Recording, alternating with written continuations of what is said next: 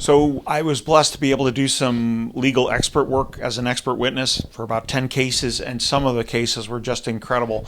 This one was fairly routine. There's a 38-year-old lady came in with syncope, and they said, did the doctor in the emergency room do an appropriate workup? I reviewed the case, and I said, yes, this was very appropriate. Then 2 weeks later, the same thing happened, and said, was this workup appropriate? I said, yes, it was. I can't think of anything else that should have been done. Then they told me that only moments after she was discharged from the emergency room, she ended up collapsing and coding right there in the waiting room while she was awaiting a ride. And at the code, a surgeon had come in and palpated her abdomen and said, oh my God, she's bled into her abdomen.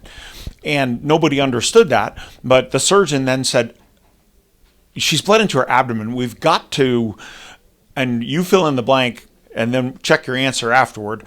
His answer was get a stat CT.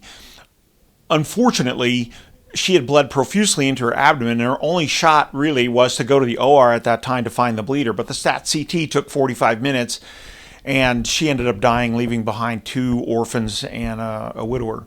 The point is, had the surgeon who diagnosed correctly been courageous enough to take her to the OR, she might have had a shot.